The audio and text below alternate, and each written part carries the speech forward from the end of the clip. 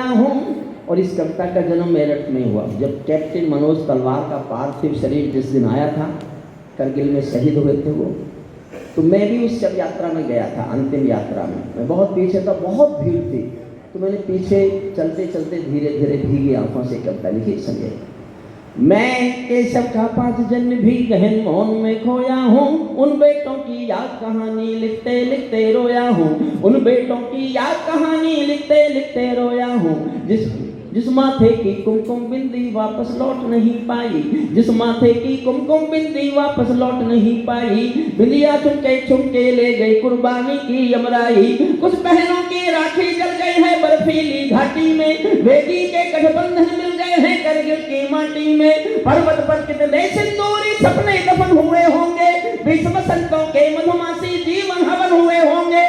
टूटी चूड़ी धुला महावर रूठा कंगन हाथों का, कोई मोल नहीं दे सकता बासंती जज्बातों का, कोई मोल नहीं दे सकता कोई मोल नहीं दे सकता बासंती जज्बातों का। जो पहले पहले चुंबन के बाद नाम पर चला गया, एक पल का एहसास मेरे साथी ना, जो पहले पहले चुंबन के बाद नाम पर चला गया, नई दुल्हन की से छोड़कर युद्ध काम पर चला गया। उनको भी मीठी नींदों की करवट याद रही होगी, उनको भी मीठी नींदों की करवट याद रही होगी। खुशबू में डूबी यादों की सलवट याद रही होगी, खुशबू में डूबी। और कविता की सबसे अच्छी 2 पंक्तियां मैंने इसलिए लिखी, मैं ऐसा मानता हूँ भगवान राम हमारे रक्षक देवता है, भगवान कृष्ण हमारे रक्षक देवता है। मैं सनातन धर्म में पैदा हुआ हूँ तो मैं भी यही मानता हूँ, लेकिन मैंने देखे नहीं है, ना मैंने भगवान राम देखे ना मैंने भगवान कृष्ण देखे। मैंने जो अपने रक्षक देवता देखे हैं ये वो फौजी हैं जो वर्दी पहनकर सीमा पर खड़े हैं, मैं इनको सल्यूट करता हूँ, भगवान मानकर रक्षक देवता मानकर सल्यूट करता हूँ। जो पहले पहले चुंबन के बाद नाम पर चला गया, नई दुल्हन की से छोड़कर युद्ध काम पर चला गया, उनको भी मीठी नींदों की पलकें याद रही होगी, खुशबू में डूबी यादों की सलवट याद रही होगी। उन आंखों की 2 बूंदों से सातों सागर हारे हैं।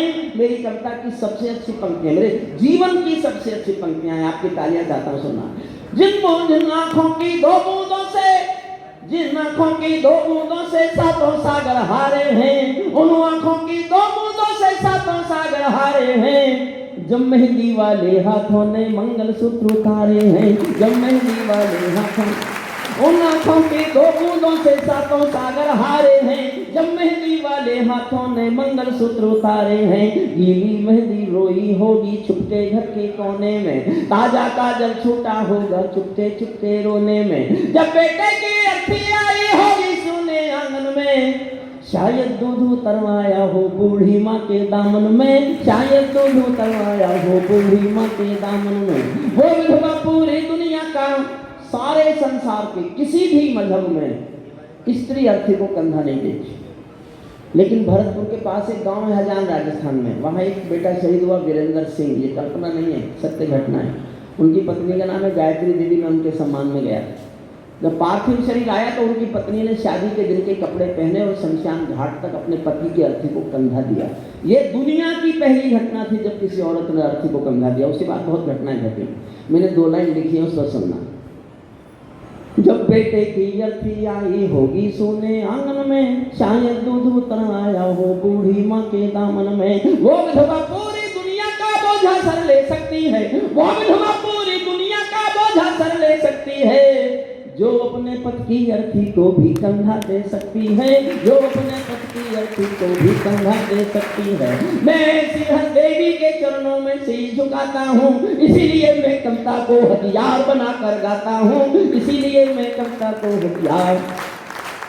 जिन बेटों ने पर्वत काटे हैं अपने नाखूनों से, कल्पना करो कैसे लड़ते होंगे -48 और +48 में।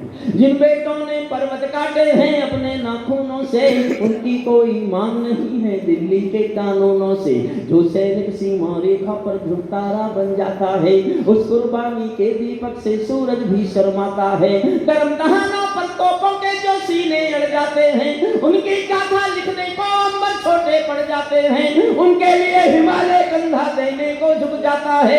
कुछ पल को सागर की लहरों का कर गर्जन रुक जाता है। उस सैनिक के शव का दर्शन तीर्थ जैसा होता है।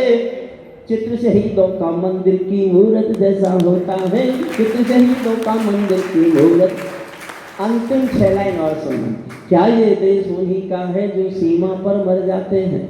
क्या ये देश उन्हीं का है जो सीमा पर मर जाते हैं? अपना खून बहाकर टीका सरहद पर कर जाते हैं। कोई युद्ध वतन की खातिर सबको लड़ना पड़ता है। संकट की घड़ियों में सबको सैनिक बनना पड़ता है। जो भी कौम वतन की खातिर मरने को तैयार नहीं, उसकी संतति को आजादी जीने का अधिकार नहीं।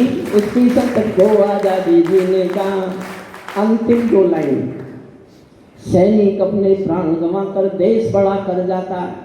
राजकुमार जी तो छोटे भाई हैं, हम उनको नेता मानते ही नहीं, परिवार का सदस्य मानते। लेकिन मैंने अक्सर एक लाइन में चाहता था नेता पर इतनी सख्त लिखूं, इतनी सख्त लिखूं कि उससे ज़्यादा सख्त हम उससे कुछ कह नहीं सकते, उससे ज़्यादा क्रोध में हम नेताजी को कुछ कह नहीं सकते।